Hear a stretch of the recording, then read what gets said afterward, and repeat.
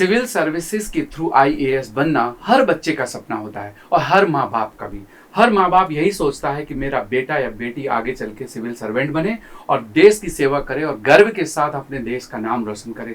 समाज में जो परिस्थिति है उन परिस्थितियों में रह करके अपने आप को कैसे डिफरेंशिएट करना है, इन सब के लिए आज हम डिस्कशन करेंगे कि सिविल सर्वेंट बनने के लिए आपको किन किन रास्तों को अपनाना पड़ेगा और सोर्स ऑफ स्टडी क्या होगा, मेथड्स ऑफ प्रिपरेशन क्या होगा। तो इन एंड आउट जितनी भी रिक्वायरमेंट है सिविल सर्विसेज एग्जामिनेशन के लिए डिटेल में आज हम डिस्कस करेंगे, और वो भी फ्रेशर्स अप्रोच के लिए। जी हाँ, बिगिनर्स के लिए।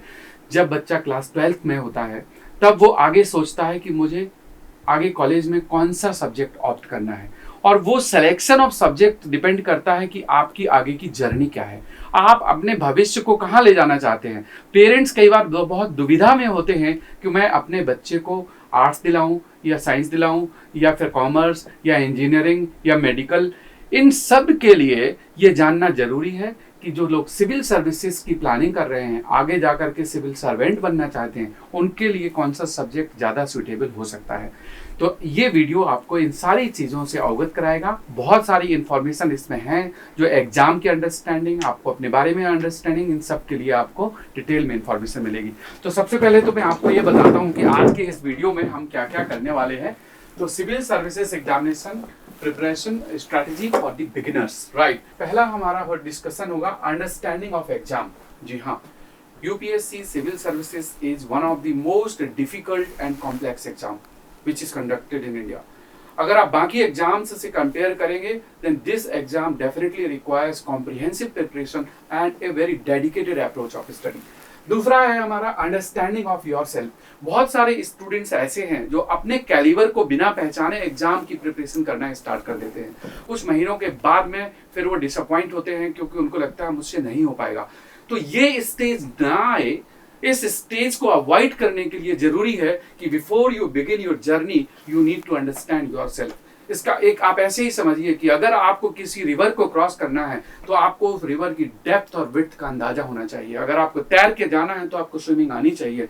अगर नहीं आती है तो आपको स्विमिंग पहले सीखना है। तो इसी बात के लिए जरूरी है कि अंडरस्टैंडिंग ऑफ योर सेल्फ। तीसरा है understanding of syllabus. Students start reading. This is a very common practice, but without understanding of the syllabus. अगर आप न्यूज़पेपर पढ़ रहे हैं और आपको ये नहीं पता कि न्यूज़पेपर में जो चीज़ मैं पढ़ रहा हूँ whether it is required for the exam or not, अगर required है तो किस लेवल पर, किस डेप्थ पर और किस फैशन में या किस मैकेनिज्म के साथ आपको इसको पढ़ना है, दैट इज इंपॉर्टेंट। सो इसके लिए जरूरी है कि आपको सिलेबस का सब कुछ पता हो। मतलब understanding of syllabus I believe is one of the most important requirements for the civil services preparation. Next we will talk about the selection of the optional, क्योंकि बहुत सारे स्टूडेंट्स इस बात से इत्तेफाक रखते होंगे कि ऑप्शनल हम वही ले लेते हैं जो हमारा बीटेक में सब्जेक्ट था या ग्रेजुएशन में सब्जेक्ट था, लेकिन साथ ही साथ हमें यह भी देखना है कि हमारा ऑप्शनल सब्जेक्ट ऐसा हो जो आज के करंट सिनारियो में स्कोरिंग हो, इजीली उसमें स्टडी मटेरियल अवेलेबल हो, बुक्स अवेलेबल हो, गाइडेंस हो, और सबसे इंपॉर्टेंट कि आपको उसमें इंटरेस्ट हो। क्योंकि कोई जरूरी नहीं कि आप फर्स्ट अटेम्प्ट में कर जाएंगे, हो सकता है आपको सेकंड अटेम्प्ट भी लिखना पड़े, मल्टीपल अटेम्प्ट्स देने पड़े। तो उस सब्जेक्ट को उतने समय तक आप पढ़ पाए, वो सब्जेक्ट ऐसा हो कि उसमें आपका इंटरेस्ट डेवलप हो और ग्रेजुअली आप उसको इंप्रूव करने के लिए डे बाय डे एफर्ट्स कर पाए। तो ऐसे सब्जेक्ट का डिसीजन लेना that is also important for us to discuss today. तो ये भी हमारे एजेंडा में है। और लास्ट में प्रिपरेशन स्ट्रेटजी। अगर एग्जाम की प्रिपरेशन करना है तो it is the aim to crack the exam in first attempt. कब ये मान करके या ये सोच करके मत पढ़ाई करिए कि अभी तो ये मेरा पहला हिट एंड ट्रायल अटेम्प्ट है, अगले अटेम्प्ट में अच्छा कर लेंगे फिर उसके बाद रैंक इंप्रूव कर लेंगे। No, the first attempt should be the most sincere and best attempt. अगर आपने पहले अटेम्प्ट में क्रैक कर लिया, there is nothing better than that. By chance आप फाइनल स्टेज तक पहुंचे, नहीं हो पाया, तो आपका कॉन्फिडेंस लेवल बहुत अच्छा हो जाएगा। तो फर्स्ट अटेम्प्ट की जो प्रिपरेशन है अगर आपने बहुत अच्छी की है तो आने वाले अटेम्प्ट्स में आप उसको बहुत अच्छा कर पाओगे। आपकी रैंक अगर आपने जो एक्सपेक्ट की थी नहीं आ पाई अगर किसी वजह से फर्स्ट अटेम्प्ट में, तो आने वाले अटेम्प्ट में बहुत अच्छा कर लोगे। So the preparation strategy has to be like this. पांचों पॉइंट्स पर हम डिस्कशन करेंगे और मेरे साथ हैं मिस्टर एपी सिंह और मिस्टर राज रॉय। तो दोस्तों सबसे पहले बात करते हैं अंडरस्टैंडिंग ऑफ एग्जाम की। तो हम एक एक करके लेंगे। पहले हम ले रहे हैं कि एग्जाम की अंडरस्टैंडिंग, मतलब एग्जाम के बारे में आपको सारी चीजें पता हो, इसका नोटिफिकेशन कब होता है, क्वालिफिकेशन क्राइटेरिया क्या है, एलिजिबिलिटी कंडीशंस क्या है, नंबर ऑफ अटेम्प्ट्स क्या है, और इनको एक एक करके पहले हम देखते हैं। तो नोटिफिकेशन सिविल सर्विसेज एग्जामिनेशन का every year it is in the month of January February, और जैन फैब में नोटिफिकेशन आता है, आप फॉर्म भरते हैं, ऑनलाइन फॉर्म एप्लीकेशन भरना पड़ता है। फिर प्रीलिम्स एग्जाम होता है। Prelims is conducted in the month of मई और जून।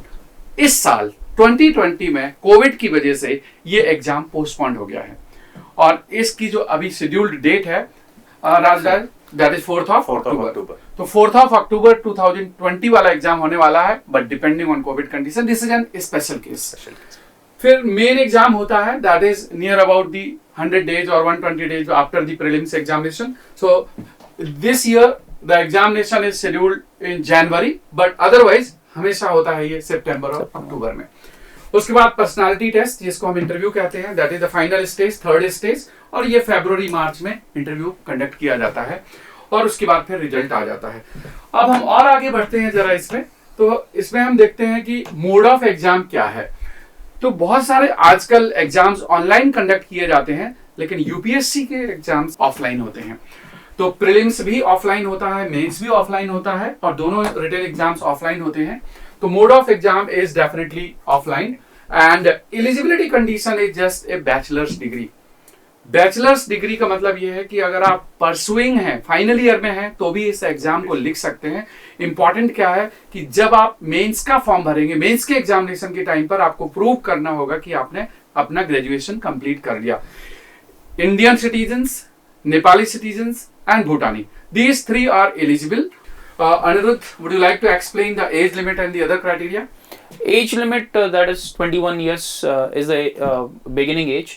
And this we have seen last time उसको बढ़ा करके 32 years कर दिया था जब इसको रिफॉर्म किया। तो अदरवाइज पहले 30 years था जनरल कैटेगरी के लिए, लेकिन अब 32 years। जो करंट सिनारियो है, मिनिमम एज इज 21, और ये भी दोस्तों ध्यान रखना है, on 1st of August, right, 1st of August को आप 21 साल के पूरे हो चुके हो, और maximum age for general category is 32 years on the same date 1st August। तो जो एग्जाम ईयर है, जैसे 2021 का एग्जाम लिखने वाले हो, 2021 का, तो 1st August 2021 को मिनिमम आपको 21 ईयर एज कंप्लीट करना है, and not more than 32 year if you are in general category.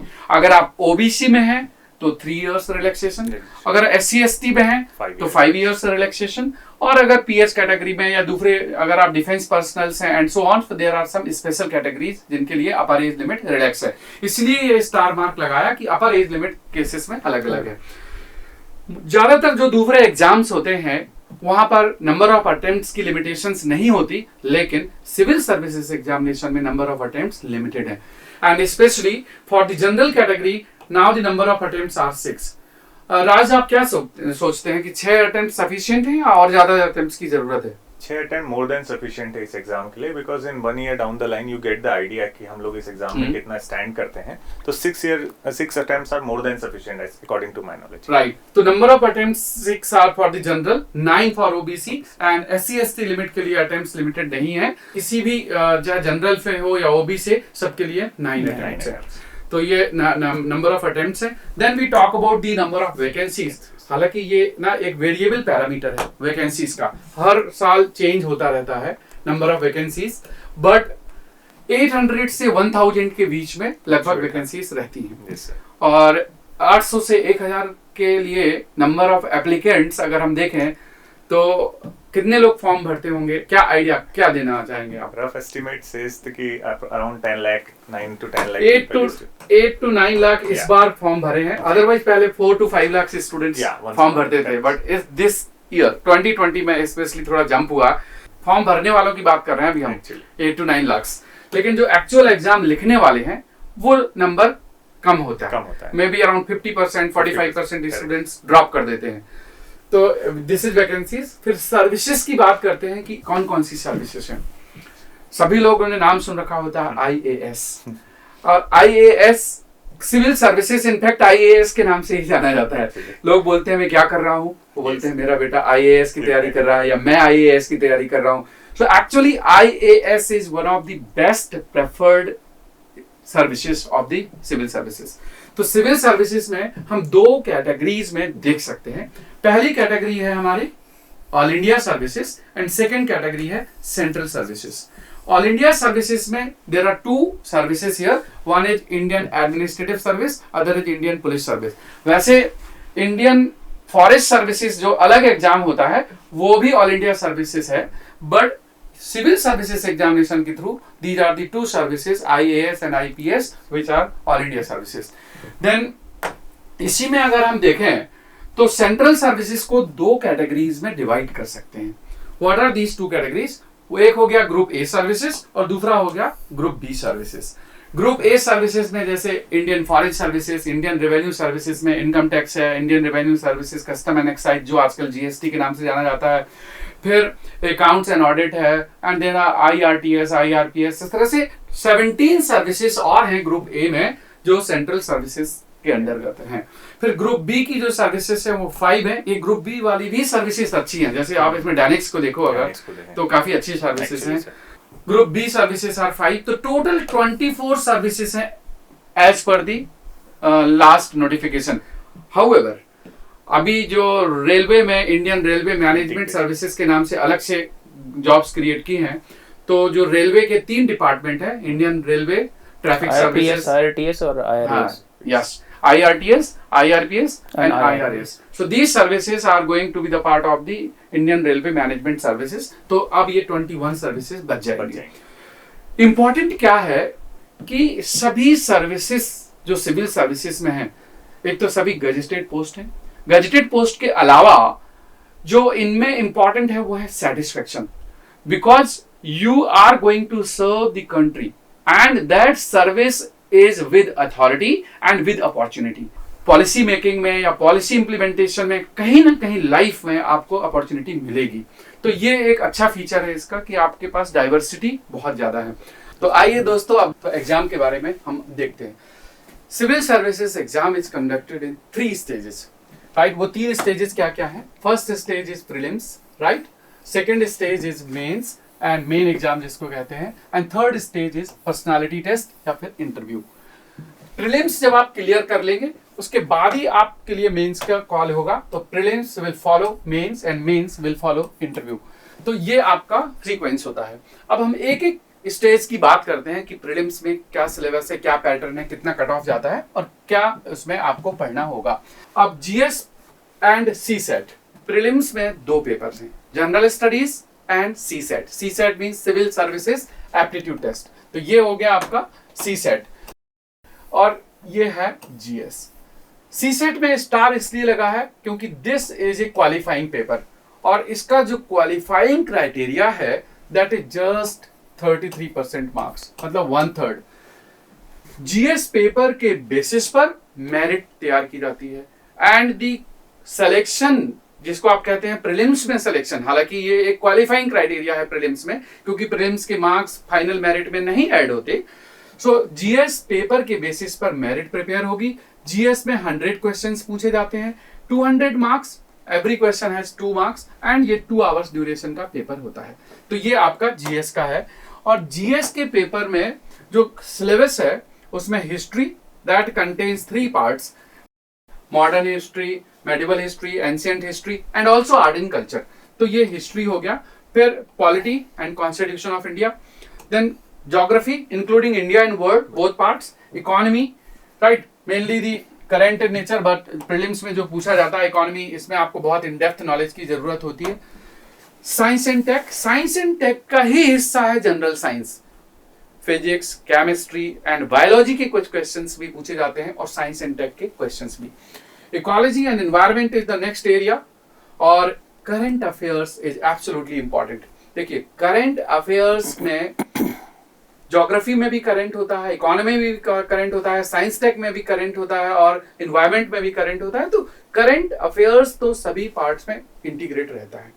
So this is the general studies paper 1। Now we talk about the CSAT paper. और CSAT paper का जो syllabus है, CSAT में आप लोगों ने देखा होगा कि देयर आर 80 क्वेश्चंस। यहाँ पर 80 क्वेश्चंस हैं एंड 200 मार्क्स अगेन, और ये भी 2 घंटे का पेपर होता है। क्योंकि थोड़ा न्यूमेरिकल कैलकुलेशन ज्यादा होता है, इसलिए ड्यूरेशन इसमें 2 आवर्स का है। नंबर ऑफ क्वेश्चंस रिलेटिवली कम है। Mainly there are 3 sections.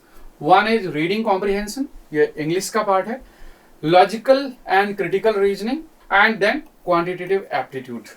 तो ये 3 एरियाज हैं जहां से सवाल पूछे जाते हैं। और आज आप कुछ इसमें एक्सप्लेन करना चाह रहे थे? हाँ, just to add on what sir has said, reading comprehension basically क्या होता है, हम लोग को एक पैसेज दिया जाएगा, what we used to do in school, जब हम स्कूल में किया करते थे कि एक अपठित गद्यांश जिसे बोलते हैं, या एक अनसीन पैसेज दिया जाएगा and we have to answer question based on the passage only. तो रीडिंग कॉम्प्रिहेंशन में आपको regular practice of basically passages करना है, उसके बेसिस पे ही आपको आंसर करना है, अपना नॉलेज यूज नहीं करना है। तो that is the most easiest part in all of the 3 sections. Why? Because those people who are not from the science and maths background, तो जो साइंस और मैथ्स बैकग्राउंड के बच्चे नहीं हैं, उनके लिए एक एज यहाँ पे स्कोर करने का ऑप्शन होता है। देन दूसरा पार्ट है लॉजिकल एंड क्रिटिकल रीजनिंग। ये ability as a civil servant is very important. Why? Because you have to logically analyse things, तो वहां के लिए भी ये इंपॉर्टेंट है, और ऐसे सॉल्यूशन के लिए भी आपको इसमें क्वेश्चंस जो रहते हैं बहुत इजियर नेचर के होते हैं। Right. इसमें प्रोबेबिलिटी आता है, इसमें परम्यूटेशन कॉम्बिनेशन आता है, इसमें लॉजिकल थिंकिंग वाला पोर्शन आ जाता है। तो that is this section. Third is the quantitative aptitude. It is basically a 10th grade aptitude questions which Right. are being asked, and for a science graduate or a person who has engineering background, तो उसके लिए ये थोड़ा सा आसान हो जाता है। बट सिंस 2014 इसका क्वालिफाइंग नेचर कर दिया है and it is just 33%, meaning आपको 67.5 मार्क्स स्कोर करना है out of 200 and you will be qualified. इसके मार्क्स आपके कट ऑफ में नहीं जुड़ते हैं, जो प्रीलिम्स का कट ऑफ होता है। प्रीलिम्स का कट ऑफ जैसा सर ने बताया कि सिर्फ जनरल स्टडीज के बेसिस पर ही डिसाइड होता है। इसमें एक चीज आप लोगों को बता दें कि जो प्रीलिम्स एग्जाम होता है ये मल्टीपल चॉइस क्वेश्चंस बेस्ड होता है। OMR सीट मिलती है और ऑफलाइन एग्जाम होता है, और ये मल्टीपल चॉइस क्वेश्चंस में आपको एक करेक्ट ऑप्शन को ऑप्ट करना पड़ता है। दूसरा इंपॉर्टेंट ये है कि इसका तो आपने राज बता दिया कि 33% कट ऑफ है। जनरल स्टडीज 200 मार्क्स में से क्या कट ऑफ जाता है प्रीलिम्स क्वालिफाई करने की? अगर हम लास्ट 2-3 सालों का देखें, अनुरुद्ध क्या आइडिया है आपको इसका? कट ऑफ ऐसे it varies from a year two year. हाँ, एंड मोस्ट अगर हम लास्ट ईयर इम्पोर्टेंटली का हम देखें तो अराउंड 98 मार्क्स, 99, 100, कभी 102 भी गया है। Yes. और हाँ, बट जनरली 50% ये कि 50% is like kind of a considered कि आप क्वालिफाई कर जाएंगे। बाकी थोड़ा पेपर पर भी डिपेंड करता है, और तो चूंकि आप 50% मान के चल रहे हैं हाँ, इन जनरल ये general- क्वालिफाइंग हाँ, क्राइटेरिया। general qualify। बट थोड़ा सेफर साइड पे होना है तो आप 55% स्कोर कर दीजिए उससे हाँ, ऊपर। 2-4% एक्स्ट्रा है तो वो थोड़ा सेफ हो जाता है। तो दोस्तों 200 में से अगर आप 100 प्लस स्कोर कर लेते हैं, स्कोर ले आना अलग बात होती है और स्कोर अटेम्प्ट करना अलग बात होती है। अटेम्प्ट तो आपको 130 140 नंबर का करना पड़ेगा, क्योंकि कुछ नेगेटिव मार्किंग हो जाएगी, कुछ गलतियां। और ये हम जनरल कैटेगरी के लिए बोल रहे हैं। अगर हम EWS या OBC या SC या ST के लिए देखेंगे तो there is slightly difference, right? तो 100 plus will be required for qualifying prelims examination in current scenario, जो लास्ट 2 साल 3 साल का हम देख रहे हैं। ईयर टू ईयर वेरी करता है, एग्जाम के जो क्वेश्चन पेपर का स्टैंडर्ड है उस पर डिपेंड करता है, नंबर ऑफ वैकेंसीज पर डिपेंड करता है, और फिर इस बात पर भी डिपेंड करता है कि आपने अपनी प्रिपरेशन कैसे की है। आप हो सकते ज्यादा भी ले आओ। तो इसलिए 100 प्लस तो आपको लेके आना होगा अगर आप सेकंड स्टेज के लिए टिकट चाहते हैं। हाँ, टिकट चाहते हैं ना कि फर्स्ट स्टेज क्लियर करके सेकंड स्टेज का टिकट मिल गया, चलो अब ना फ्लाइट में बैठना है। तो ये प्रीलिम्स की बात कर रहे थे। राज, आप कुछ ऐड करना चाह रहे थे? सर मैं एक चीज और ऐड करना चाहूंगा। प्रीलिम्स एग्जामिनेशन एक्चुअली कोई मेमोरी बेस्ड एग्जामिनेशन नहीं है, it is kind of a recognition based examination, जहां आपको पूरा आंसर वहीं दिया हुआ है। क्वेश्चन है ऑब्जेक्टिव फॉलोड बाय 4 ऑप्शंस, आपको सिर्फ पहचानना है। मतलब यहाँ पे आपका रोटन मेमोरी नहीं, अंडरस्टैंडिंग का ज्यादा जरूरत है, along with the memorisation you have already gone through. तो ये वाली चीज में आपका कोई एक तरह से फिल्टर है, ये आपके क्वालिफिकेशन है कि आप मेंस लिखने के लिए एलिजिबल है कि नहीं। But it itself is a very crucial stage, क्योंकि इसको क्वालिफाई करने के बाद आपका कॉन्फिडेंस बहुत बूस्ट हो जाता है। You are among those so called elite people who are eligible to appear in the mains examination. Right. अब हम बात करते हैं मेंस एग्जामिनेशन की। एक्चुअली सिविल सर्विसेज का जो मेन स्पिरिट है पूरे एग्जाम का, वो जो मेन स्पिरिट जैसे कहते हैं ना कि किसी आदमी का जो मेन है दिल या बैकबोन कह लो, तो वो है मेन एग्जामिनेशन, इसीलिए इसका नाम भी मेन है। Actually prelims is just qualifying, इसके मार्क्स मेरिट के लिए, फाइनल रैंकिंग के लिए रिक्वायर्ड नहीं है। क्लियर हो गया? ओवर। आप प्रीलिम्स में रैंक 1 लाओ या लास्ट रैंक लाओ क्वालिफाई करने वाले में, तो कोई फर्क नहीं पड़ता, दे आर ऑल सेम। मुझे आज भी टीना डावी का याद है कि in prelims her score was not good, but mains और इंटरव्यू में उन्होंने बहुत अच्छा किया। राइट, तो स्टेज 2 की बात करते हैं मेन एग्जामिनेशन की, और ये होता है टोटल 1750 मार्क्स का। वैसे तो टोटल पेपर की वैल्यू ज्यादा है, बट जो मेरिट के लिए है वो स्कोर है ये। अब देखते हैं इसको। पहला पेपर एसे का होता है, और there are 2 essays which you have to write. Each essay has weightage of 125 marks, तो टोटल वेटेज हो जाती है 250 मार्क्स। राइट, तो 2 ऐसे होते हैं। कुछ ऐसे के बारे में आइडिया शेयर करेंगे कि किस तरह के टॉपिक्स पे ऐसे पूछा जाता है। अगर पिछले 2 सालों का अगर हम लोग ट्रेंड एनालिसिस करें या उससे पूर्व के सालों का भी ट्रेंड एनालिसिस करें, तो ऐसे के अंदर 2 जो सेक्शन है, उसमें पहला सेक्शन यूपीएससी ने फिलोसफिकल एसेस के लिए रख रखा है। फिलोसफिकल एसे से मेरा मतलब है कि वो कोई एक ओपन स्टेटमेंट मेंशन कर देते हैं and you have to write essay on that topic. तो पहला सेक्शन जनरली फिलोसफिकल पे ही डेडिकेट कर दिया है, ताकि जो बच्चे फिलोसफिकल ऐसे लिखने से बचते थे अब वो नहीं बच सकते, उन्हें अटेम्प्ट करना ही पड़ेगा। दूसरे सेक्शन में जनरली वो मिक्स बैग प्रेजेंट करते हैं, जैसे कुछ सोशल इश्यूज के टॉपिक रहते हैं, कुछ साइंस एंड टेक्नोलॉजी के टॉपिक रहते हैं, कुछ इन्वायरमेंट के, and most of the topics are of some nature which are in current affair. तो ये वाला सेक्शन राइट। अब हम बात करते हैं जनरल स्टडीज की, and this general studies has 4 papers. आप देखिए 250 marks each, so this counts for 1000 marks. Right, 1000 marks का जनरल स्टडीज है। दैट इज व्हाई द जो सिविल सर्विसेज एस्पिरेंट्स हैं उनका फोकस जीएस पर होना चाहिए। सो GS has been divided in 4 parts, paper 1, paper 2, paper 3, paper 4।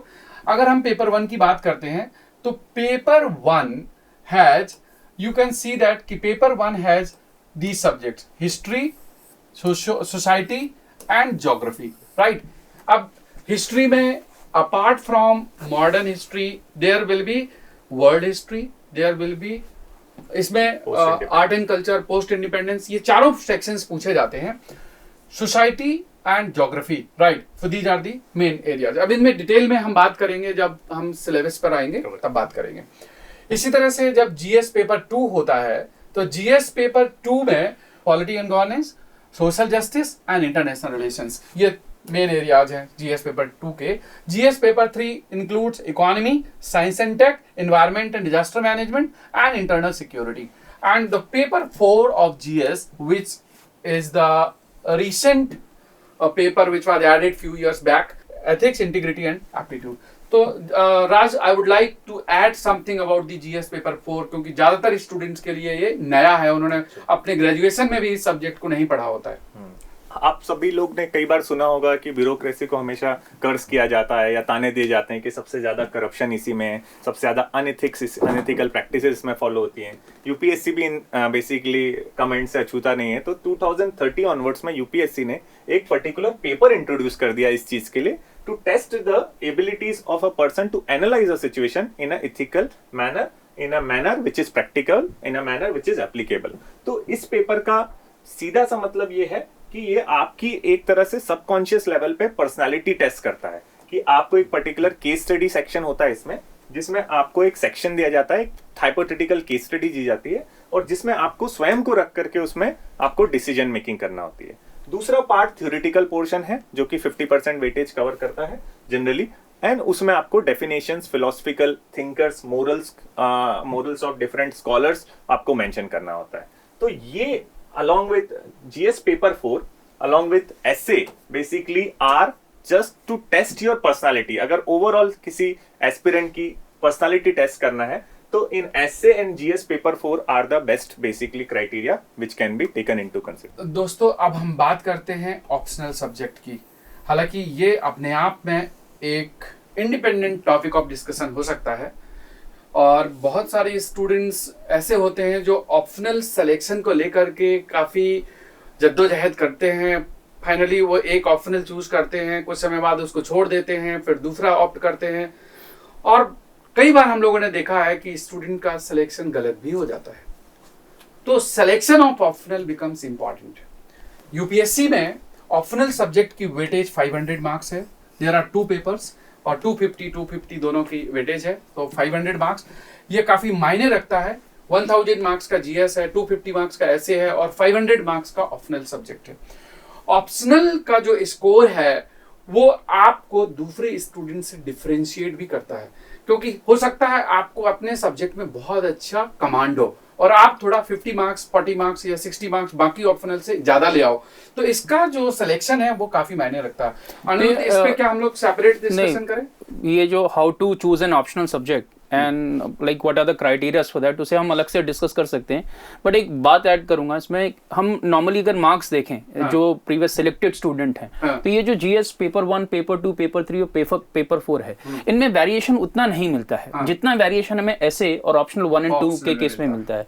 इसमें एक और खास बात है कि आपके पास एक जो एच लेने का मौका है, वो एच लेने का मौका मिल जाता है यहाँ से। एक और प्रॉब्लम है कि अगर ऑप्शनल गलत चूज कर लिया, अगर ऑप्शनल सही चूज नहीं किया, तो वो आने वाले सिलेक्शन के लिए एक बड़ा बॉटलनेक बन जाता है। क्योंकि सबसे बड़ी प्रॉब्लम क्या है कि अगर पहले अटेम्प्ट में अगर हम सही से परफॉर्म नहीं कर पाए, तो एक क्वेश्चन हमेशा दिमाग में चलता रहता है कि क्या ऑप्शन बदलना है या क्या ऑप्शन नहीं बदलना है, और वो कई बार जो है पूरी प्रिपरेशन को हैम्पर कर देता है। तो अगर वो पहली बार ही सही से डिसीजन नहीं लिया, इसलिए ये एक अलग से कितना इंपॉर्टेंट सेंसिटिव इशू है कि शायद इसे हम अलग से उसको डिस्कस कर सकते हैं ऑप्शनल सिलेक्शन पे। Just to add one more point कि जैसे सर ने बताया कि ये टोटल 1000 मार्क्स का है, and if you analyse general studies all 4 paper, तो ये 1000 नंबर का है। और जनरली आप जब एनालाइज करोगे तो 400 इज द टॉपर्स मार्क्स, और 400 450 not more then 450 you will find here. तो 40 to 45% स्कोर है मैक्सिमम एक आप जो थ्रेशोल्ड रीच कर सकते हो जनरल स्टडीज में, वो इससे ज्यादा किसी भी टॉपर्स का या किसी भी सिलेक्टेड कैंडिडेट का नहीं होता है। But in optional it is way easier to score 60% और इवन मोर। लास्ट ईयर अगर हम देखें मैथमेटिक्स में वन स्टूडेंट गॉट 370 प्लस और 370 आउट ऑफ द 500, तो दैट बिकेम 74%। और जबकि जनरल स्टडीज में 45% actually is a good best score. तो दोस्तों ऑप्शनल सब्जेक्ट्स आर स्कोरिंग, और कुछ ऑप्शनल्स, और कोई जरूरी नहीं कि वो साइंस या मैथ या इंजीनियरिंग खाली न्यूमेरिकल ओरिएंटेड ही स्कोरिंग हो सकते हैं। There are very good scores in the other optionals, right? तो इस पर हम लोग डिस्कशन करेंगे। अब हम और नीचे चलते हैं इसमें कि there are 2 more papers which are just qualifying. अब इनमें नेक्स्ट पेपर होता है इंग्लिश का, जनरल इंग्लिश, और ये क्वालिफाइंग है, कंपलसरी टू ऑल स्टूडेंट्स है, और इसकी क्वालिफाइंग क्राइटेरिया रफली अबाउट 1/3 है कि आपने लगभग अगर 100 मार्क्स ले आते हैं तो you may be deemed qualified approximate. इसके अलावा एक लास्ट पेपर इसमें है कि you have to choose 1 Indian language out of the languages which are mentioned in the 8th schedule of the constitution. अब रफली अराउंड 26 कितनी लैंग्वेजेस? 22 लैंग्वेजेस। 22 में से आपको एक लैंग्वेज लेना है, वो आपकी कोई रीजनल लैंग्वेज हो सकती है, या फिर आपकी जैसे हिंदी हो सकती है, मराठी, तेलुगु, तमिल, मलयालम, कन्नड़, ऐसे कोई भी लैंग्वेज उनमें से आपको चूज करना है, and this is again a qualifying.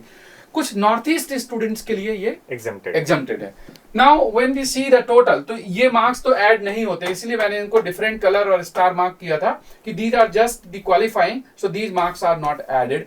तो अब ऐड किसके मार्क्स होते हैं? प्रीलिम्स के भी ऐड नहीं होंगे because that is again a qualifying, ये भी ऐड नहीं होंगे। अब यहाँ पर ऐड होंगे ऐसे जीएस के 4 पेपर और ऑप्शनल के 2 paper. So this total is 1750 marks. तो मेन एग्जामिनेशन में जो मार्क्स मेरिट के लिए कंसीडर किए जाते हैं वो हैं 1750 मार्क्स, क्योंकि 250 का ऐसे हो गया, 1000 के जीएस के पेपर हो गए और 500 के ऑप्शनल पेपर्स हो गए। फिर पर्सनालिटी टेस्ट जो 3rd स्टेज टेस्ट है, एंड दैट इज 275, इसलिए 2025 marks is the maximum marks, and इसमें से अब आपको ये ऐड करके फाइनल मेरिट बनती है।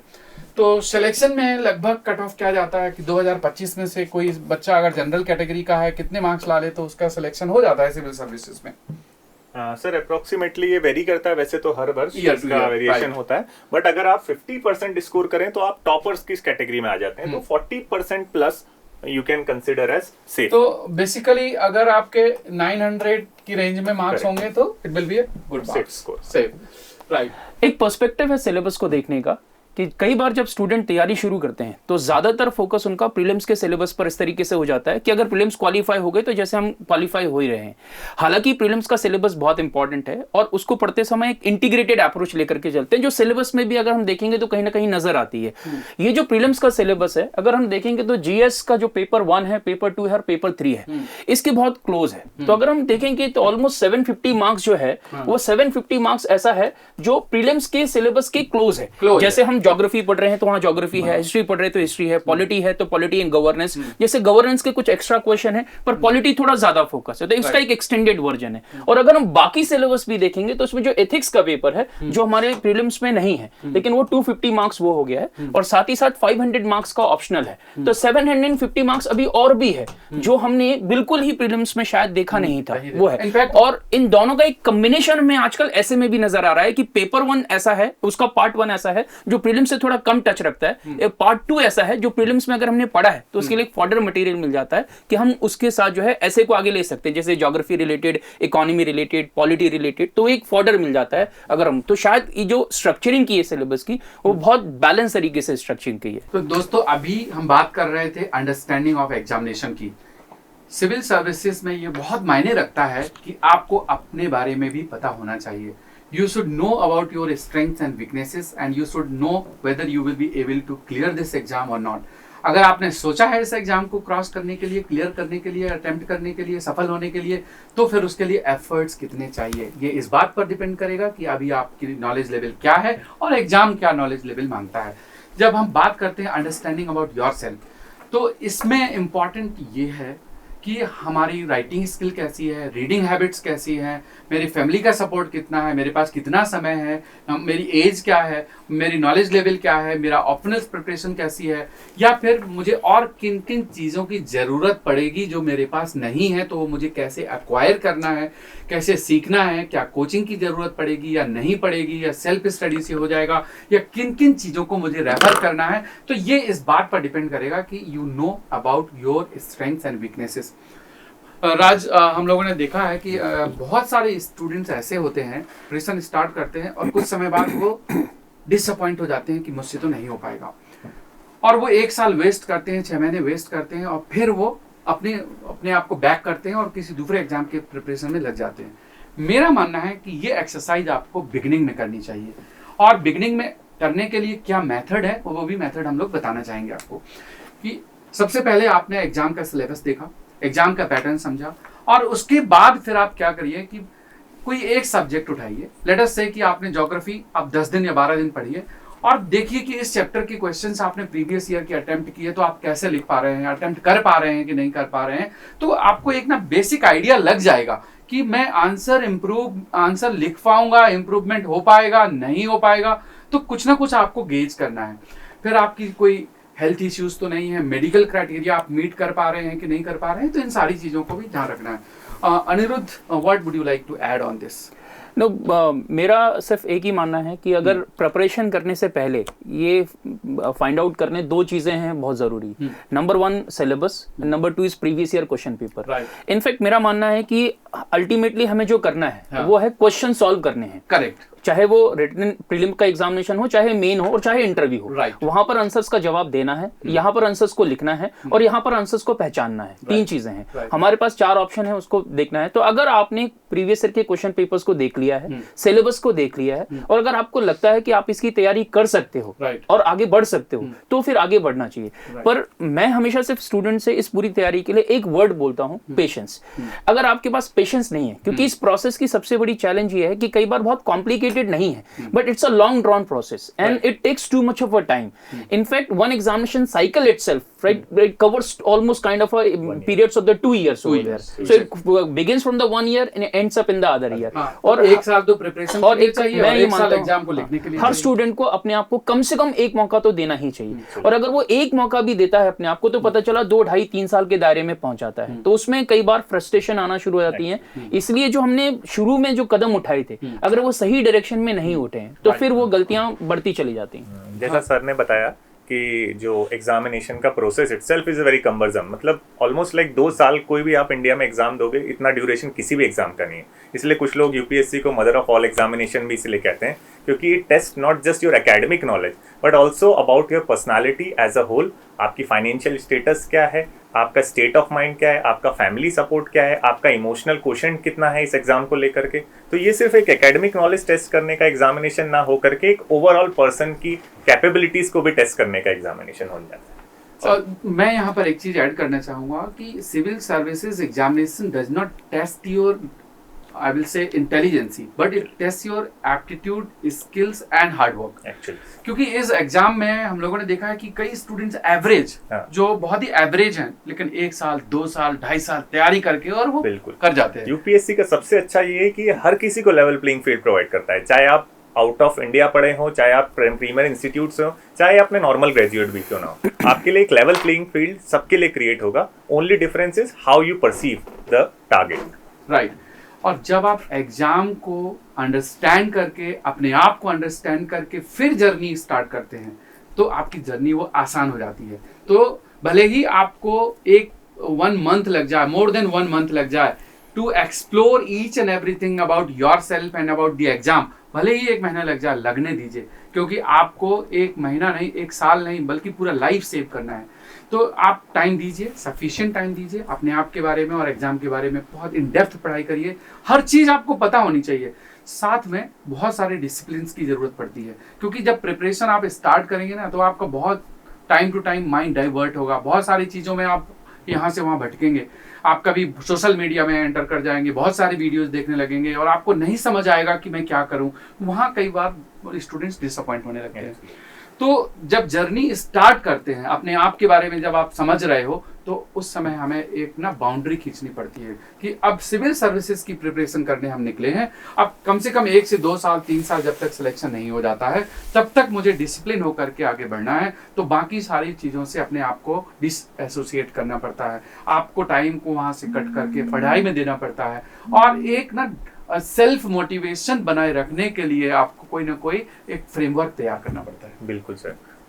जैसा कि सर ने बताया कि आप को एक पूरा 1 साल है या 2 साल है या कितने भी वर्ष हैं, आप किसी जर्नी पे निकलते हो तो सबसे पहले आप ये देखते हो कि आपको उसका रास्ता पता है या नहीं। डेस्टिनेशन तो एक पॉइंट हो गया, बट उसे किस रास्ते से जाना है। तो ये वाली जो सर ने प्रोसेस बताई कि आपको 1 महीना लगे, 2 महीने लगे, you should be free to think over it, कि मतलब इसमें जल्दबाजी ना करते हुए आप पूरा रास्ता समझें, कैसे जाना है, कैसे प्रोसीड करेंगे, क्या क्या चीज़ें आपको ज़रूरत पड़ेंगी, और उसके बाद ही आप इस जर्नी पे आए। मैं हमेशा ये सोचता हूँ, जो हम लोग भी करते थे अपने समय, मेरा मानना है कि process of thinking means perceiving the idea और कॉन्सेप्चुलाइजिंग द आइडिया। तो दैट इज वेरी इंपॉर्टेंट।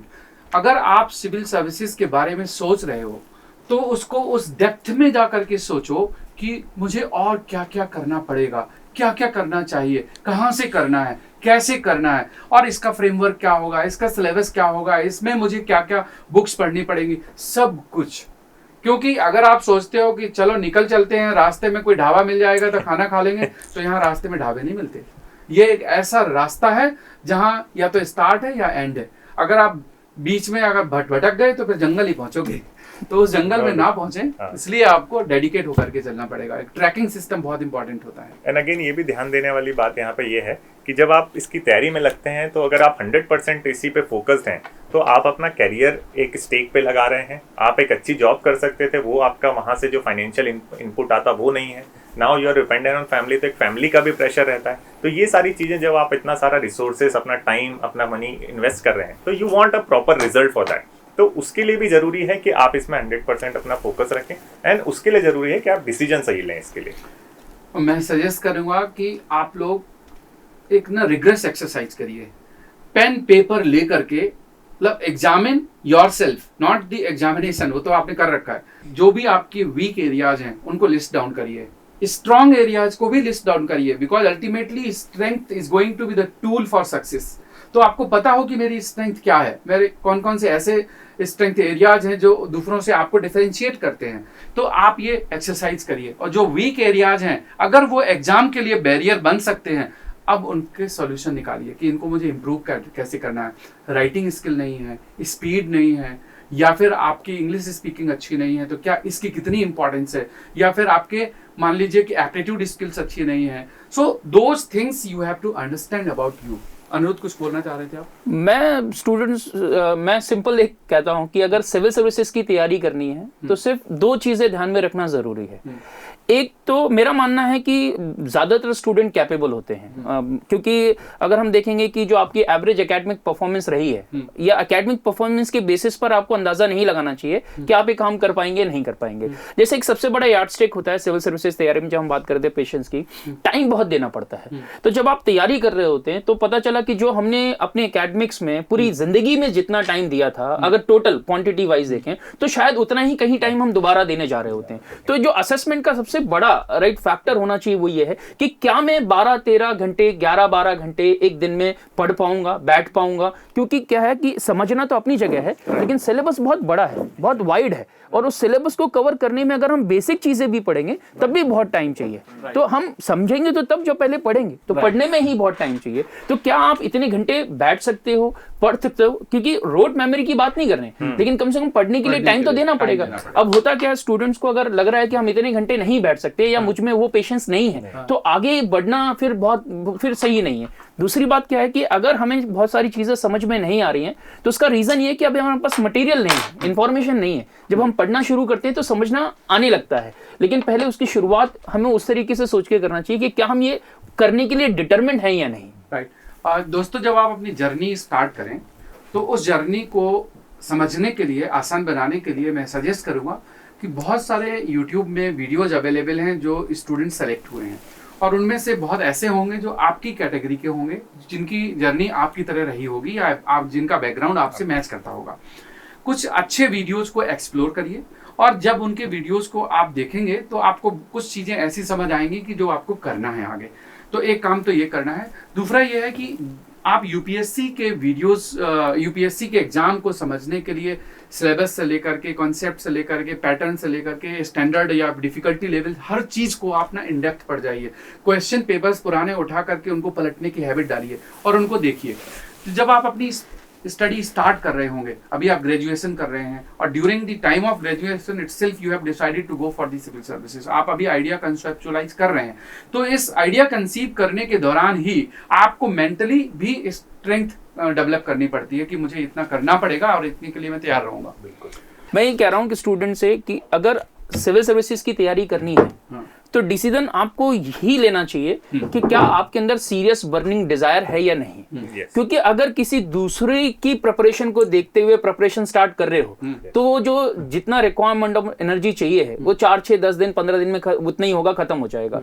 लेकिन अगर सीरियस बर्निंग डिजायर है तो वो आपको काफी लंबे समय तक हेल्प करेगा. वो जरूरी है, बिना उसके शायद हम आगे नहीं बढ़ पाएंगे. सर ने बताया कि अपना एक रूथलेस डिटर्मिनेशन तो होना ही चाहिए. ग्लैमर इस पोस्ट का अपनी जगह है, बट आपको अपने आप को जान करके ही इस एग्जाम के अंदर जंप लेना चाहिए, प्लंज करना चाहिए. और दोस्तों, ये भी जरूरी है कि आप जब सिविल सर्विसेज के बारे में सोच रहे हो तो आप ये भी जान लो कि सिविल सर्विसेज में जॉब्स या वर्क प्रोफाइल है क्या. बहुत सारे आउटगोइंग पर्सनालिटीज हैं, बहुत सारे ऐसे लोग भी हैं जिनको कॉर्पोरेट कल्चर ज़्यादा पसंद है, और कुछ ऐसे हैं जिनको एडमिनिस्ट्रेशन वर्क ज़्यादा पसंद है. तो आपको जब जर्नी स्टार्ट करते हो तो पहले उसकी डेप्थ में चले जाओ. और अब हम बात करते हैं third part of the discussion, syllabus की. क्योंकि journey is not easy, but it becomes easy when you understand the syllabus properly. तो सिलेबस तो कैसे पढ़ना चाहिए और उसकी स्ट्रेटजी ऑफ स्टडी क्या होना चाहिए, मतलब उसको समझना है कैसे समझे. अगर सर की बात को आगे बढ़ाएं इसी में कि सिलेबस की अंडरस्टैंडिंग के लिए सबसे पहले क्या करें, तो एक आप किसी भी टॉपर्स के ब्लॉग पे आप जाएंगे या उनकी जर्नी एक्सप्लोर करने की कोशिश करेंगे तो एवरीवन हैव दिस कंसेंसस कि NCERTs are the basic building block of your concepts. तो सबसे पहले आप 6 to 12 की NCERT of different subjects explore करें अलॉन्ग विथ योर सिलेबस. और ये जरूर है कि कई लोगों का सोचना रहता है कि 6th क्लास की एनसीईआरटी को सिविल सर्विसेज में क्या काम है. आप ये ध्यान रखिए कि वो 6th क्लास की एनसीईआरटी 6th क्लास के बच्चे के लिए जरूर है, बट वो 6th क्लास के बच्चे ने नहीं लिखी है, वो एक एकेडमिशियन ने लिखी है. तो उसमें उतनी ही सीरियसनेस से आप उसको टाइम डिवोट कीजिए, उसमें कंसेप्चुअल क्लैरिटी कीजिए. जब ये 3 से 4 महीने आपका काम अपने लिए फाइनल रूट बना लीजिए, मैप बना लीजिए, टाइम टेबल हमेशा बनाइए कि आप कैसे इसको कंप्लीट करेंगे. Once it is done, now you are ready to explore further on some standard book. तो स्टैंडर्ड बुक के लिए सर राइट। और एक चीज दोस्तों हमेशा ध्यान रखिए कि बिना सिलेबस को समझे या पढ़े आप स्टडी स्टार्ट मत करिए। इवन न्यूज़पेपर भी जब आप पढ़ते हैं ना, तो आप न्यूज़पेपर से एग्जाम के लिए कंटेंट तभी उठा पाएंगे जब आप ये समझ लेंगे कि हमारे सिलेबस में है कि नहीं है।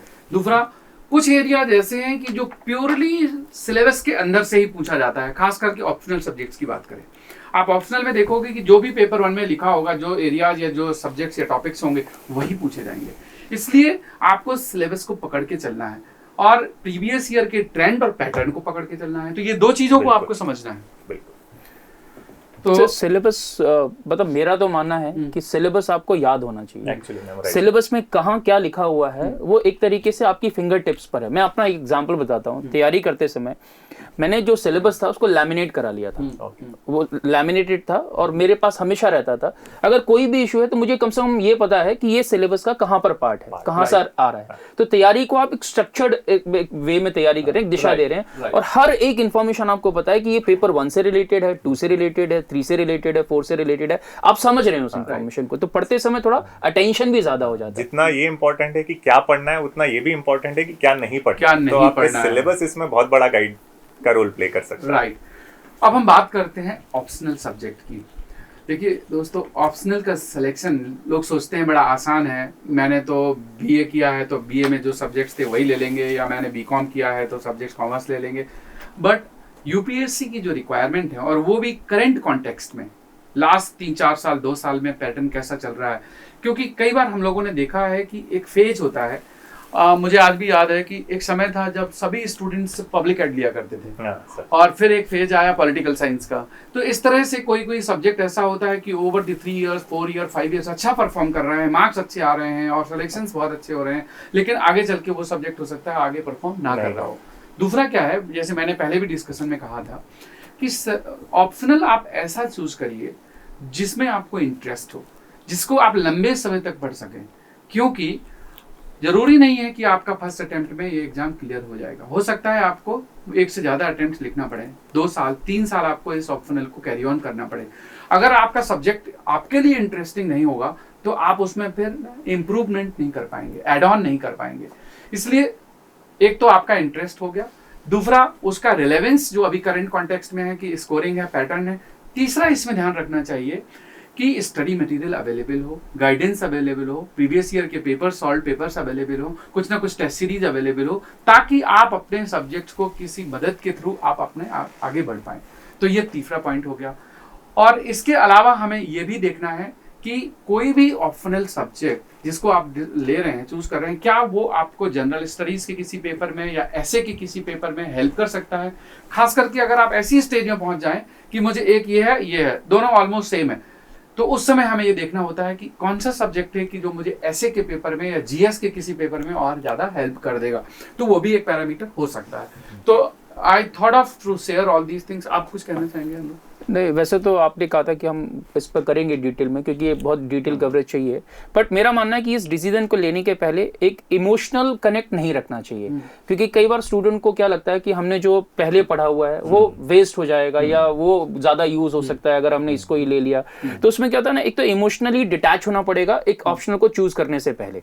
दूसरी बात, क्योंकि हम जानते हैं कि जितना हमने ग्रेजुएशन में पढ़ा होगा शायद वो यहाँ 10-15 दिन में 20 दिन में हम उतने ही उस लेवल पर या उसके आसपास आ जाते हैं। एवरेज स्टूडेंट की बात कर रहा हूं, क्योंकि जिस तरीके से हमें पढ़ना है। तो यहां पर मेन 3 कंसीडरेशन मेरे वही हैं। एक पहला कंसीडरेशन ये है कि क्या इस सब्जेक्ट को लेना चाहते हो, पढ़ सकते हो एक लॉन्गर पीरियड के लिए, तो क्योंकि एक इंटरेस्ट तो होना ही चाहिए। दूसरा कंसीडरेशन है कि जो भी बाहर हम देखें तो कितना इंफॉर्मेशन अवेलेबल है, क्या वो सिलेबस पूरा कवर हो सकता है, गाइडेंस से लेकर के स्टैंडर्ड टेक्स्ट बुक से लेकर के टेस्ट सीरीज से लेकर के और सारा मटेरियल, तो क्या वो चीजें अवेलेबल हैं। और तीसरा है कि क्या वो कुछ स्कोरिंग भी सब्जेक्ट है, तो हम उसे भी ध्यान में रख सकते हैं। और उसी स्कोरिंग का मतलब है कि हम इसकी हेल्प दूसरी जगह भी ले सकते हैं, तो एक जीएस का कंसीडरेशन भी बनता है। यही एक क्रिटिकल पैरामीटर्स हैं। साथ में ना उस सब्जेक्ट का सिलेबस भी देख लो। कई सब्जेक्ट्स ऐसे होते हैं जिनका सिलेबस बहुत वास्ट है और वो अपने आप में टाइम बहुत मांगता है और उतना समय किसी के पास नहीं है। तो बहुत सारे एक पैरामीटर्स हैं। इससे रिलेटेड और एक क्वेरी हम लोग एड्रेस करते हैं या हम लोग कभी कई बार एनकाउंटर करते हैं स्टूडेंट की तरफ से कि सर इंटरेस्ट कैसा पता करें। जैसे मेरा इंटरेस्ट अगर फिलोसफी में है या सोशोलॉजी में या मैथमेटिक्स में है, तो मैं कैसे इंटरेस्ट पता करूं कि this is my interesting area और डोमेन कि मैं इसमें एक्सप्लोर कर लूँगा। तो जनरली हम उनके लिए सजेस्ट ये करते हैं कि आप अगर उस पर्टिकुलर ऑप्शनल सब्जेक्ट की कोई एनसीईआरटी या कोई स्टैंडर्ड बुक अवेलेबल है तो आप उसको रिफर करें, और उसके बैक में जो क्वेश्चन दिए रहते हैं at the end of the chapter, try to attempt that और प्रीवियस ईयर क्वेश्चन करते मैं हैं। इसमें एक थोड़ा सा ऐड जी ऑन सर। करता हूँ, जो मेरी अपनी फिलॉसफी होती थी behind the selection of the subject. Let us say I am from engineering background and I have not studied engineering recently, but I did it during my BTech. Now I want to take a call, should I opt engineering optional or not? So what I will do, I will take one topic of engineering. Let us say out of the all subjects I will take one subject, और उसके 3 topic मैंने या 2 topic पढ़े, depth में पढ़े, that may take a week time or 10 days, और उस topic के प्रीवियस सिविल सर्विसेज के जो क्वेश्चंस आए हुए हैं, so I will try to attempt those questions. अगर इतना पढ़ के वो क्वेश्चंस आप इजीली कर ले रहे हो एंड यू थिंक दैट कि my efforts are finally transforming into the solving problems and I am able to do that, तो आप उसको कैरी ऑन करिए. लेकिन आपने पढ़ने में मन नहीं लगा, या फिर क्वेश्चन अटेम्प्ट नहीं हो पा रहे हैं, या जिस डेप्थ के साथ आपने पढ़ा that is not sufficient to solve the problem, तो फिर उस समय आप ना उस पर आगे मत बढ़िए. तो एक जो अपने ग्रेजुएशन वाले सब्जेक्ट पर कॉल लेना हो अगर, तो आप इस मैकेनिज्म को अडॉप्ट कर सकते हो. किसी एक चैप्टर या एक पार्ट को पढ़ करके आप देखो, और उसके बाद प्रीवियस ईयर के सिविल सर्विसेज मेंस के क्वेश्चंस को अटेम्प्ट करो. अगर आपसे वो अच्छे तरीके से हो रहे हैं तो आप मान सकते हैं कि बाकी टॉपिक्स से बाकी चैप्टर्स के भी आप कर लेंगे. तो एक ये भी ऑप्शन हो सकता है, क्योंकि ऑप्शनल ऐसा एरिया है कि जिसमें आप यूपीएससी को बता रहे हो कि आप जो चाहें इसमें हमसे पूछ सकते हैं. आप अपना एक area of expertise sort of बता रहे हो, Right. तो आप उससे बैक नहीं कर सकते फिर कि मुझे इतना ही आता है, इससे ज्यादा नहीं आता. नहीं should be open to that challenge also. Right. और एक चीज दोस्तों हमेशा ध्यान रखना कि जो हमने अभी बात की थी कि रिसेंट टाइम में सब्जेक्ट कौन सा परफॉर्म कर रहा है, ये कोई हार्ड एंड फास्ट रूल नहीं है. Actually year two year very कर जाता है, और पर्सन टू पर्सन भी वेरी कर जाता है. अगर आप सोचते हैं कि आपका कमांड आपके सब्जेक्ट में बहुत अच्छा है, भले ही लास्ट ईयर उसमें सिलेक्शन अच्छे नहीं हुए या मार्क्स अच्छे नहीं आए, तो कोई डरने की बात नहीं है. आप आगे बढ़िए, क्योंकि आपका कमांड बहुत अच्छा है. पेपर कैसा भी आएगा आप अच्छा कर लोगे और आप अच्छा कर जाओगे. तो इस चीज को हमेशा ध्यान रखना, क्योंकि यूनिकनेस जो होती है, मतलब कोई ना कोई जो अपना जो मदर सब्जेक्ट होता है, वो इंटरव्यू तक कहीं ना कहीं आपको कॉन्फिडेंस बनाए रखता है कि जब आप इंटरव्यू में फेस करोगे, पर्सनालिटी टेस्ट में जाओगे, कि अगर कोई आपके ऑप्शनल सब्जेक्ट से सवाल पूछ लिए, तो अगर आपकी डाइवर्स नॉलेज होगी तो वो वहां पर भी हेल्प करती है. बिल्कुल.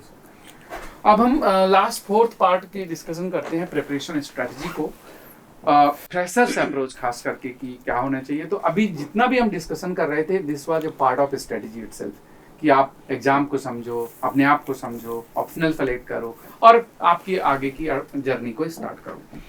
इस स्ट्रैटेजी में आपको जो सबसे पहला टास्क करना है कि आपको अपने डोमेन ऑफ स्टडी फिक्स करना है.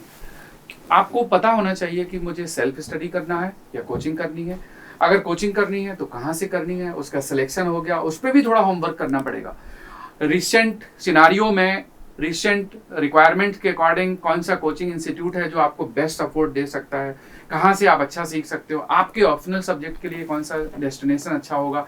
तो ये थोड़ा सा होमवर्क करना पड़ेगा. या सेल्फ स्टडी करनी है, या फिर आपको इंटरनेट से सीखना है, वीडियो लेक्चर्स देखना है, तो कौन से पोर्टल से जाकर के देखना है. क्योंकि आजकल सबसे बड़ी समस्या ये है कि internet is not less than ocean. वहां पर आप एक सब्जेक्ट टाइप करोगे तो लिस्ट ऑफ 50 वीडियोस आ जाएगा. अब उसमें से आप इतना टाइम तो नहीं दे सकते कि सारे वीडियोस देखो फिर देखो कि कौन सा अच्छा है. तो it is like you are thirsty but you are exploring the drinking water on sea shore. आप समंदर के किनारे खड़े हो करके और पानी खोज रहे हो, तो वो ड्रिंकिंग के लिए है नहीं, वैसे दिखता बहुत है. तो this is the same story in the internet. तो वहां पर जाकर के आपको बहुत इंटेलिजेंटली आपको वर्क करना पड़ता है. सीनियर से सजेशन लेना, टॉप रैंकर से सजेशन लेना, उनके ब्लॉग्स को पढ़ना, उनसे कुछ आइडिया लेना, कुछ आपके जान पहचान के लोग हैं वो. तो एक अच्छा डेस्टिनेशन चूज करना आपकी पढ़ाई के लिए जो एक माध्यम बन सकता है, उसका डिसीजन लेना, ये उतना ही इंपॉर्टेंट है जितना कि आपको पढ़ाई करना. तो सबसे पहले तो ये कि आप ना अपनी बाउंड्री खींचिए. फिर आप ना बुक्स की भी लिस्ट तैयार करिए. क्योंकि कई स्टूडेंट्स क्या करते हैं, अब जैसे मैं पॉलिटी की बात करता हूँ, कोई लक्ष्मीकांत पढ़ेगा, कोई बोलेगा डीडी बसु पढ़ लो, तो सुभाष कश्यप पढ़ लो, तो फिर बख्शी पढ़ लो. तो basically you need to understand कि which is my source of study, आप उस पर फोकस करिए। जो उसको आप कंप्लीट कर लोगे, आप उसके लेवल पर बाकी सब्जेक्ट्स को कंप्लीट कर लेंगे, और वाकई इसके बाद टाइम बचता है तो you explore the some other things. और हमेशा अपने नोट्स बनाने की हैबिट डालनी चाहिए, क्योंकि जब तक आप लिखेंगे नहीं, आपकी राइटिंग हैबिट डेवलप नहीं होगी और आपको पता नहीं लगेगा कि आप लिखते कैसा है। तो आपको ना लिखने की हैबिट डालनी है, इसलिए नोट्स बनाने की कोशिश करिए। अल्टीमेटली एग्जाम के पहले आपको रिवीजन करना पड़ेगा, और एक बार नहीं कई बार रिवीजन करना पड़ेगा। प्रीलिम्स में जो क्वेश्चंस पूछे जाते हैं उनमें इतना नैरो डिफरेंस होता है कि बहुत बिल्कुल नैरो, कि अगर आपने जरा भी गलती की आपको दूसरा ऑप्शन सही नजर आएगा। इसलिए स्पेसिफिक प्रिपरेशन चाहिए, स्टडी बहुत टू द पॉइंट होनी चाहिए, इसलिए नोट्स बहुत हेल्प करते हैं। और नोट्स बनाते समय हमेशा स्कोप ऑफ इम्प्रूवमेंट होना चाहिए, कुछ ना कुछ आप स्कोप रखिए, छोड़िए वहां पर, कुछ ब्लैंक पेजेस छोड़ करके रखिए, आगे ऐड ऑन करना पड़ सकता है, या थोड़ा स्पाइरल नोटबुक बनाइए कुछ आपको इस तरह से, या कोई डिजिटल मोड में नोट्स बना रहे हैं तो आप वहां पर आप हमेशा ऐड कर सकते हैं। तो आप यहाँ डोमेन, मतलब कि हमें पढ़ना कहाँ से है, पढ़ना कितना है, पढ़ना कैसे है, ये चीजें आपको फिक्स करना है, ये स्ट्रेटेजी का हिस्सा है इनिशियली जो इंपॉर्टेंट होता है। इसके बाद इसमें कुछ और चीजें हैं जो हम लोग ऐड करेंगे। Anirudh, what you would like to add on strategy? पहले तो मेरा मानना है कि हम 2 पार्ट में डिवाइड करें, एक है प्लान और दूसरा है इम्प्लीमेंटेशन। राइट। रोज प्लान नहीं बनने चाहिए, प्लान एक बार बनाइए, उसके लिए 4 दिन 6 दिन 10 दिन 15 दिन जो भी चाहिए, पहले एक बनाइए, कॉम्प्रिहेंसिव प्लान होना चाहिए। इस प्लान को बनाते समय हम जिन जिन लोगों से हेल्प ले सकते हैं वो हमें हेल्प लेनी चाहिए, जैसे आप बोल रहे थे कि रेफर करना नंबर ऑफ प्लेसेस, उस तरीके की चीजें। लेकिन एक प्लान बनाइए पहले, राइट। एक बार प्लान बन गया तो 10 दिन बाद उस प्लान को चेंज नहीं करते हैं, क्योंकि इस प्लान को इंप्लीमेंट करना है। जब आप इंप्लीमेंट करते हैं सब्सटेंटिव पीरियड ऑफ टाइम, तभी समझ में आएगा कि हम सही जगह जा रहे हैं, गलत जगह जा रहे हैं। दूसरी बात है, अगर एक थॉट आउट प्लान होगा तो उस प्लान की इंप्लीमेंटेशन में तो प्रॉब्लम्स हैं, प्लान में उतनी प्रॉब्लम नहीं होती, क्योंकि सिविल सर्विसेज एग्जामिनेशन एक बहुत कई सालों से चला आ रहा है, तो बहुत ज्यादा उस तरीके की अनसर्टेनिटी नहीं है, हमें पता है कि हमें क्या करना चाहिए। अगर मैं सिंपल लैंग्वेज में बोलूं स्टूडेंट को, तो पहला स्टेप हो गया डिवाइज अ प्लान। राइट। इस प्लान को फॉलो कर रहे हैं तो study and scrutinise the syllabus, तो ये हमारा सेकंड स्टेप हो गया। जब हमने सिलेबस को कवर कर लिया तो थर्ड स्टेप में उस सिलेबस को हमें इफेक्टिवली रिवाइज करना है, राइट। हाँ, रिवीजन करने के साथ साथ हम ये भी देखते जाते हैं कि उसको कैसे समराइज और कंसोलिडेट करना है, और जब हमारा समराइज और कंसोलिडेट हो गया है तो फिर हम अल्टीमेटली परफॉर्मेंस करते हैं इन द एग्जामिनेशन। तो एक तरीके से हमारा स्टेप बाय स्टेप है, हमने पढ़ा, हमें उस पढ़े में से कितना आता है उसके इवैल्यूएशन के लिए हमें रेगुलर टेस्ट लेने चाहिए, राइट। टेस्ट सीरीज में पार्ट कर रहे होते हैं, घर पर भी हम रिवाइज कर रहे होते हैं, प्रीवियस ईयर क्वेश्चन पेपर को सॉल्व कर रहे होते हैं। तो 2 इंपॉर्टेंट डायमेंशन है, एक पढ़ना और जो हम पढ़ रहे हैं क्या उसे हम ग्रास्प कर पा रहे हैं, नहीं कर पा रहे हैं, उसे देखना। ये आपने बिल्कुल सही कहा। There are several scientific studies जिनसे ये प्रूव होता है कि जो हम पढ़ते हैं 24 आवर्स के बाद उसमें से 60% वो हमारे दिमाग से उड़ जाता है, सिर्फ 40% बचता है, और after a month it retains only 15 to 20%, remaining 80 to 85% is gone। तो अगर आप रिवीजन नहीं करेंगे तो उस पढ़ने का जो आपने पढ़ा अभी जितना भी है उसका रिटेंशन नहीं हो पाएगा। तो that is very absorption rate आपका अच्छा होना। इसमें एक और मैं सवाल लेता हूं जो स्टूडेंट्स का एक बड़ा कॉमन क्वेश्चन होता है कि sir, should I study general studies first then optional, या फिर ऑप्शनल प्रीलिम्स के बाद करूं, या पहले ऑप्शनल तैयार करें, या साइमल्टेनियसली करें? तो ये कॉमन क्वेश्चन होता है स्टूडेंट्स को। अगेन सर, इसमें भी हमारे कई सारे मतलब केस स्टडीज हैं, कई सारे मतलब हमारे सक्सेस स्टोरीज हैं जो कि हमें एक मिक्स बेसिकली पिक्चर प्रोवाइड करते हैं। But for a serious candidate it is very good if they prepared option before hand. मतलब प्रीलिम्स देने के पहले ही अगर मेरा ऑप्शन तैयार है तो आई नो कि after prelims I need not to study anything but practice only, which is answer writing. देखो, बहुत सारे लोग ब्लॉग्स में लिखते होंगे, हम लोगों ने भी कई बार पढ़ा है, सुना है कि अरे मैंने तो सिर्फ 4 महीने पढ़ा है, 3 महीने पढ़ा और मेरा हो गया। तो दोस्तों, इस भ्रम में मत रहिए। Civil services examination requires a dedicated at least 1 year beforehand preparation before you face your prelims। तो 1 साल की प्रिपरेशन आपको पहले करनी होती है, और उस 1 year preparation, late us say कि you are going to write your exam in the next June, तो इस बार मई जून से जैसे आपने अपना ग्रेजुएशन कंप्लीट किया, यू बिगिन योर जर्नी। और ऑप्शनल सब्जेक्ट और जनरल स्टडीज को इनिशियली आप पैरेलल लेकर के चलिए। Till the month of December, January, you can carry on parallel. By that time, you can finish your optional। और last के 4 महीने या 4 months, 3.5 to 4 months जब बचते हैं प्रीलिम्स के, तो you go and fully dedicated for the prelims। उसके बाद प्रीलिम्स लिखा and then come back again on to the optional। तो जैसे ही प्रीलिम्स एग्जाम खत्म हुआ, नेक्स्ट डे आपके without waiting for the result, the next day you should start the reading again the optional subjects. तो ये इस तरह का आप ना प्रोसीजर फॉलो करिए। ऐसे की प्रैक्टिस बीच बीच में करना, बीच में वीक में एक दिन ऐसे लिखने की हैबिट आपको हमेशा डालनी चाहिए। बिल्कुल बिल्कुल, जैसा कि सर ने पहले बताया आपको कि नोट मेकिंग यहाँ पे बहुत इंपॉर्टेंट रोल प्ले करता है। जैसे ऑप्शनल अपने आप में एक बहुत वास्ट सिलेबस कवर करता है, तो रेदर देन मतलब रीडिंग ओनली फ्रॉम बुक, आप अपने नोट्स बनाइए और कोशिश कीजिए उसे एक समरी या सिनॉप्सिस फॉर्म में बनाइए, प्रीसीज राइटिंग सॉर्ट ऑफ कीजिए उसका। जो जो कंटेंट है उसका ऑलमोस्ट लाइक 1/3 का एक रूल बना लीजिए कि जितना मैं पढ़ रहा हूँ उसको मैं 1/3 में समराइज करूंगा, ताकि एक टाइम ऑफ एग्जामिनेशन आपको उस बुक्स की तरफ ना रिफर करना पड़े, सिर्फ नोट्स का। और बीच बीच में जैसा सर ने बताया कि आपका रिटेंशन बहुत कम हो जाता है, ऑलमोस्ट 10 to 15% आफ्टर मंथ, तो ये आप कम कर सकते हैं बाय मल्टीपल रिविजन।